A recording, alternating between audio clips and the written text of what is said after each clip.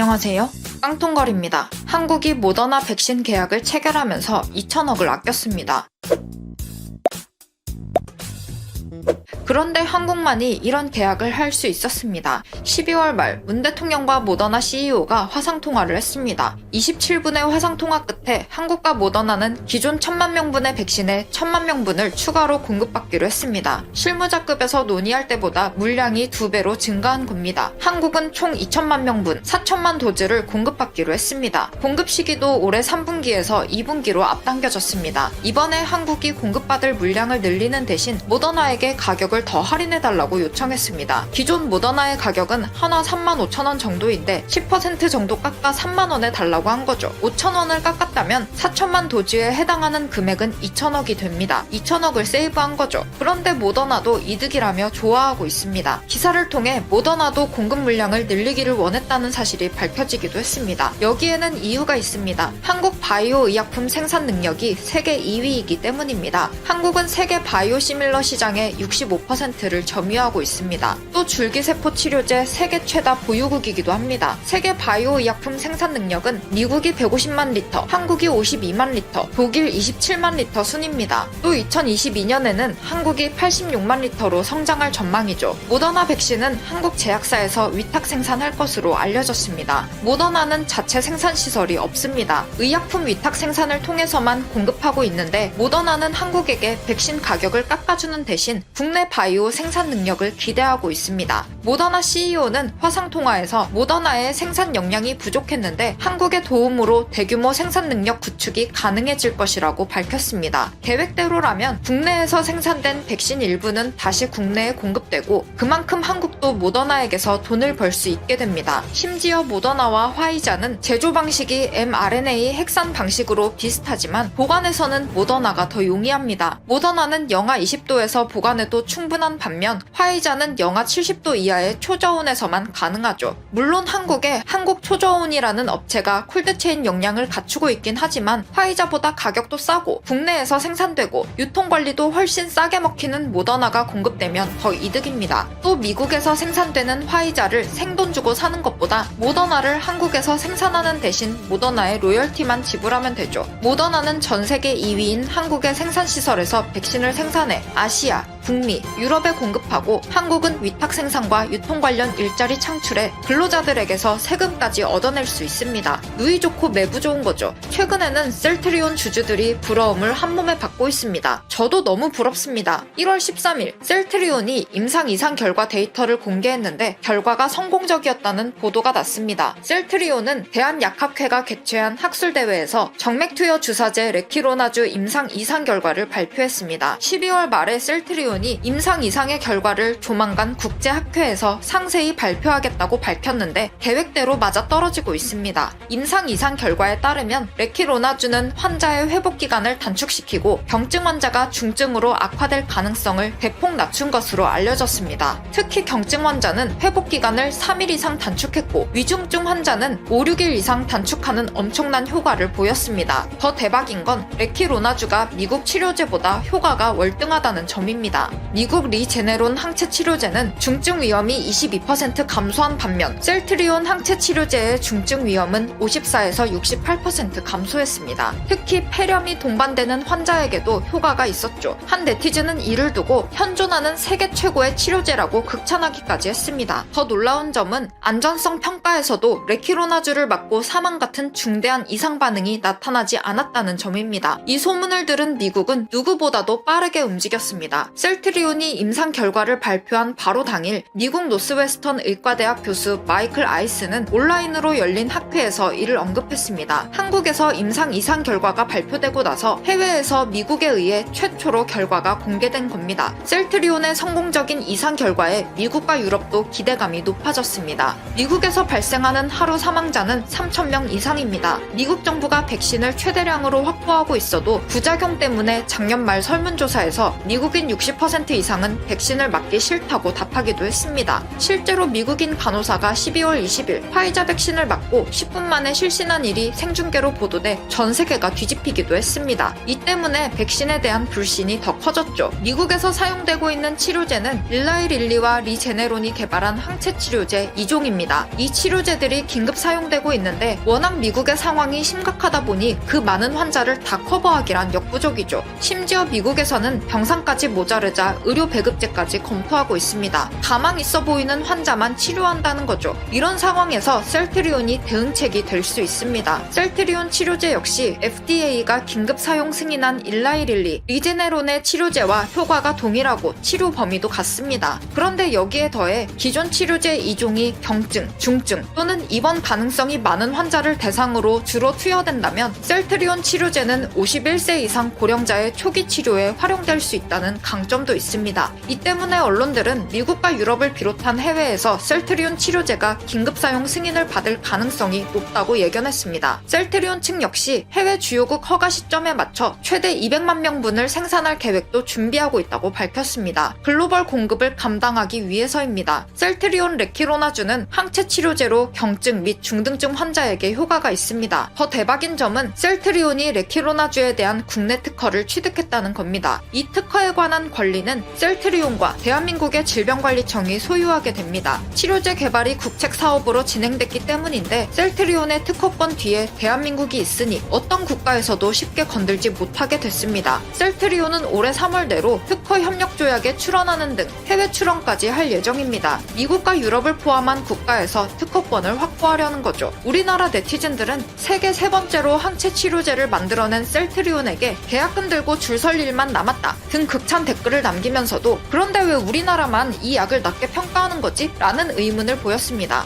미국에서도 셀트리온 치료제가 주목받고 있는 가운데 한국에서만 유독 저평가됐기 때문입니다. 한 한국 의사는 자신의 채널에서 셀트리온 치료제를 평가했습니다. 그의 주장에 따르면 셀트리온은 1회 투여할 때마다 1시간 30분씩 링거를 맞아야 하기 때문에 병상을 차지한다는 점, 외국에서 셀트리온은 기존 미국 항체 치료제보다 비쌀 것이라는 점이 단점이라고 소개했습니다. 또 다른 네티즌은 항체 치료제의 한계를 설명했습니다. 중증 단계로 넘어가면 항체 치료제로 효과를 보기 어렵다고 우려했는데 중증 단계에서는 과도한 염증 반응이 나타나고 면역세포가 자가 공격을 하게 돼 항체가 많아봤자 소용이 없다는 겁니다. 따라서 효과를 보려면 중증으로 넘어가기 전에 맞아야 하는데 문제는 경증에서 중증으로 진행되는 시기를 찾기가 힘들다는 점입니다. 서정진 회장 역시 작년 11월 전 국민에게 코로나 진단을 시행하고 조기 진단과 치료를 해야 한다고 호소했습니다. 증상을 느끼기 전 일주일 사이 바이러스의 번식량이 가장 많다며 조기 진단을 통해 환자를 찾아낸 뒤 항체 치료제를 투약하면 일주일 이내 증상이 완화될 수 있다고 강조했습니다. 하지만 셀트리온 치료제는 미국이나 일본, 유럽 같은 곳이라면 모를까 우리나라에서만큼은 딱 맞는 치료제입니다. 감염 초기에 잡아낼 수 있으니 조기 치료가 얼마든지 가능하기 때문입니다. 셀트리온 치료제는 이르면 2월부터 처방이 가능할 전망입니다. 1월 11일자 보도에 따르면 임상 이상 결과에 따라 식약처의 조건부 품목 허가를 통과할 예정인데 차질 없이 진행되고 있습니다. 조건부 허가는 이렇다 할 치료제가 없을 때 임상 3상을 별도로 진행하는 조건으로 허가 심사를 받을 수 있게 하는 제도입니다. 앞서 셀트리온의 서정진 회장은 지난 11월 11일 라디오 방송에 출연해 환자 10만 명분에 해당하는 항체 치료제 생산을 이미 시작했다고 밝혔습니다. 임상에 자신감을 갖고 이미 생산에 들어갔는데 이를 두고 한 네티즌은 역시 중요한 건 스피드라며 놀라워했습니다. 10만 명분을 미리 생산해뒀으니 바로 환자에게 투입하는 건 시간 문제겠죠. 현재 치료제 공급 관련해서 셀트리온의 입장은 이렇습니다. 한국에 1순위로 원가 공급하고 한국의 국가에게 공급할 때 이윤을 남길 거라는 겁니다. 셀트리온 측은 한국 정부에서 계약하고자 하는 국가에 공급하겠다는 입장을 밝힌 상태입니다.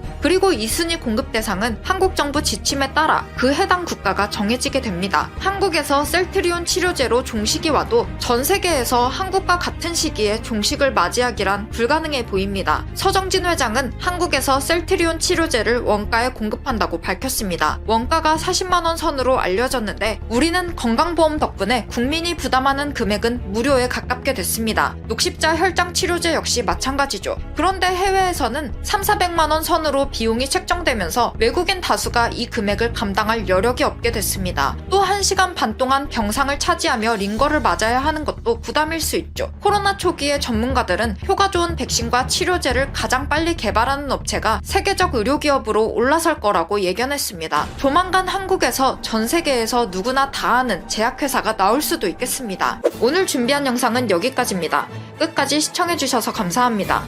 다음 영상에서 만나요. 현재 미국은 본격적인 대선 레이스에 돌입했습니다. 민주당은 바이든 전 부통령을 대선 후보로 지명했고, 공화당 역시 지난 24일 만장일치로 트럼프 대통령을 추대했습니다. 현재 두 사람 중 누가 이기고 있을까요? 바이든 후보입니다. 10% 안팎으로 앞서가고 있습니다. 상황이 이렇다 보니 트럼프 대통령은 상당히 자극적이고 공격적인 행보를 보이고 있습니다. 트럼프 대통령은 전당대회 기간 수락 연설 전까지 공개석상에 등장하지 않는 이전까지의 관례를 완전히 깼습니다. 노스캐롤라이나를 찾은 데 이어 전당대회가 열리는 행사장도 전격 방문해 이번 대선이 역사상 가장 중요한 선거라며 목소리를 높였습니다. 트럼프 대통령의 파트너는 이번에도 펜스 부통령입니다. 펜스 부통령 역시 전당대회장을 별도로 찾아 지지를 호소했습니다. 참고로 바이든 후보의 파트너는 해리스입니다. 민주당은 상대당 전당대회 기간에도 선거 행보를 멈추지 않는 트럼프 대통령을 향해 맞대응에 나서기로 했습니다. 낸시 펠로시 하원 의장과 그레천 휘트먼 미시간 주지사 등이 출연하는 영상을 매일 내보내 트럼프 대통령의 폭정을 비판할 계획으로 알려졌습니다.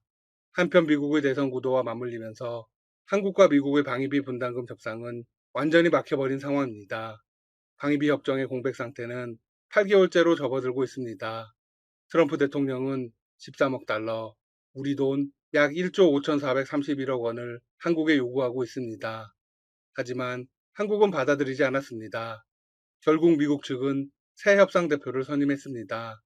도나 웰턴 신임 협상대표는 첫 대화에서부터 존재감을 과시하고 나섰습니다. 요구의 기난은 어렵다는 입장을 나타낸 것입니다. 그는 한국 측 대표와의 대화에서 미국은 이미 최대한 유연성을 한국에 보였다라고 말했습니다. 도대체 무슨 유연성을 의미하는지 이해가 잘 안 됩니다. 이들이 말하는 유연성은 5배로 늘렸다가 1.5배로 줄인 걸 의미하는 걸까요? 처음부터 현실성 없는 액수를 불러놓고서 유연성을 보였다고 하면 곤란합니다. 거기다 1년 단기 계약입니다. 한국으로서는 도저히 수용할 수가 없는 계약 조건이죠. 이것이야말로 갑질이 아닐까요? 외교 소식통들은 도나 웰턴의 유연성 발언을 어떻게 해석했을까요? 미국의 총액 요구를 한국이 어떤 방식으로든 맞춰 나가야 한다는 의미로 분석했습니다. 그런데 한국은 그럴 마음이 전혀 없습니다. 정계에서는 한미 방위비 협상이 11월 3일 실시될 미국 대선 이후에야 타결될 수 있을 것이라는 이야기가 확산되고 있습니다. 미국의 주요 분석기관들은 한국이 시간을 끄는 지연 전술을 구사하고 있다고 평가했습니다. 또한 미국은 대선으로 인해 방위비 협상 타결에 대한 의지가 크게 줄어든 상태입니다. 따라서 대선 이전에 타결될 가능성은 지극히 낮습니다. 미국의 한 전문가는 이렇게 말했습니다. 한국이 방위비 협상에서 지연 전술을 쓴다는 얘기가 워싱턴에 널리 퍼져 있다. 한국이 시간을 끄는 건 결코 놀라운 일이 아니다. 한국이 이런 상황에서 시간을 끌지 않는다면 그게 더 놀라운 일이다. 또 다른 전문가는 한국이 지연을 할수록 더 손해를 볼 것이라고 말했습니다. 한국이 지연 전술을 구사하는 건 아닌 듯하다. 한국이 시간을 끌다가 트럼프 대통령이 재선에 성공하면 어떻게 될까? 한미 관계는 상당히 악화될 것이다. 거기다 트럼프 대통령이 재선에 성공하면 지금보다 더 높은 분담금을 제시할 수도 있다. 이에 대해 한국의 외교부는 어떤 입장일까요? 전혀 아니라고 밝혔습니다. 우리가 시간을 끈다는 인식은 사실과 다르다. 합리적이고 상식적이며 공평한 분담금 타결이 가능하다면 내일이라도 합의할 수 있다. 이게 우리 정부의 입장이다. 자, 그러면 한국이 앞으로 접하게 될 시나리오는 어떤 게 있을까요? 첫 번째는 바이든 후보가 당선되는 겁니다. 바이든 후보는 트럼프 대통령과 정반대의 동맹관을 가지고 있습니다. 그가 당선되면 전통적이고 안정적인 한미 관계가 복원될 수 있죠. 이는 미국 현지의 모든 전문가들이 인정하고 있는 내용입니다. 바이든 행정부에서는 대체적으로 한국이 제시한 인상 수준에서 합의가 이루어질 가능성이 크다. 바이든 후보가 대선에서 승리하는 경우 방위비 분담금 협상은 매우 빨리 타결될 것으로 분석되고 있습니다. 트럼프 행정부가 제시한 1년이 아닌 단연 계약 형태로 대통령 취임 100일 이내에 합의가 될 것이라는 추측도 나옵니다. 바이든 후보는 수락 연설에서 동맹국들과 함께하는 대통령이 되겠다라고 공식 선언했습니다. 워싱턴 정계에서 한국이 의도적으로 협상을 지연시킨다는 이야기가 흘러나오는 이유도 여기에 있습니다. 한국이 은근히 바이든의 당선을 기대하고 기다린다는 것이죠. 두 번째로 트럼프가 당선되면 어떤 일이 일어날까요? 앞서 말씀드렸듯이 트럼프 대통령과 바이든 후보의 외교 안보 정책은 완벽히 반대입니다. 트럼프 대통령은 동맹에 큰 의미를 두지 않습니다. 오히려 미국 우선주의를 내세우며 전통적 동맹 국가들을 압박하고 있죠. 현재 마음이 온통 대선에 가 있습니다. 사실상 한미 방위비 분담금 협상에 신경 쓸 여력이 없죠. 어떻게든 협상을 마무리하려고 대표도 교체했지만 전혀 진척은 없습니다. 많은 미국의 전문가들은 트럼프 대통령이 재선에 성공할 경우 한국 등을 포함한 동맹국에게 방위비 압력을 더 높일 것이라고 전망했습니다. 지금 요구한 액수보다 더 올릴 가능성이 있고 주한미군 감축 카드를 본격적으로 꺼내들 가능성도 충분하다고 입을 모읍니다. 하지만 꼭 그렇게 된다는 건 아닙니다. 반대의 분석을 내놓는 전문가들도 상당하기 때문입니다. 트럼프 대통령의 방위비 인상 압력은 어리석은 집착이다. 트럼프 행정부가 주한미군 감축 등 한미 관계의 균열을 낳을 수 있는 최대 압박을 한국에 가할 것이라고 보지 않는다. 방위비를 지나치게 압박하고 미군 철수를 꺼내드는 이유 중 상당 부분은 대선에 있습니다. 당선의 카드로 사용되고 있다는 것이죠. 따라서 실제로 당선이 되면 다른 방향으로 흘러갈 가능성이 있습니다. 또 하나의 가능성은 한국의 미국 경제에 대한 투자 등 다른 해법을 제시하는 겁니다. 이 역시도 미국에서 흘러나오는 이야기입니다. 물론 미국에 일방적으로 도움이 되는 건 절대로 해서는 안 됩니다. 서로 공정하게 이익이 돌아가면서 외교 문제도 해결할 수 있다면 고민해 봐야겠죠. 만약 모든 선택지가 통하지 않는다면 어떻게 해야 할까요? 눈치 보지 말고 과감하게 가면 됩니다. 주한미군을 철수하겠다고 하면 그냥 보내는 겁니다. 이참에 자주 국방을 강화해야겠죠? 미국의 의존도를 낮추고 세계 여러 나라들과 교류하는 겁니다. 미군이 떠나면 마치 나라가 망할 것처럼 생각하는 분들도 있지만 그렇지 않습니다. 미국에 끌려다니는 동맹 관계를 청산해야 할 적기입니다. 공평한 관계를 찾아야 합니다. 한편 트럼프 대통령의 가족들 사이에서도 암투가 상당한 것으로 전해지고 있습니다. 아내 멜라니아 트럼프와 딸인 이방카 트럼프가 백악관 내부에서 치열한 암투를 벌이고 있다는 주장이 제기된 것입니다. 특히 이방카가 멜라니아의 길을 꺾으려고 했고 멜라니아는 그런 이방카를 못마땅하게 생각하며 강하게 비난했다고 합니다. 멜라니아는 이방카와 그의 측근들을 뱀이라며 깎아내렸습니다. 트럼프 대통령이 처음으로 의회 연설을 할 때에는 자리 배정을 두고 두 사람이 다툼을 벌였던 일화도 소개되었습니다. 이런 집안을 뭐라고 부르던가요? 지금까지 닥터시사TV였습니다. 여러분 시청해주셔서 감사합니다. 구독과 좋아요 부탁드립니다.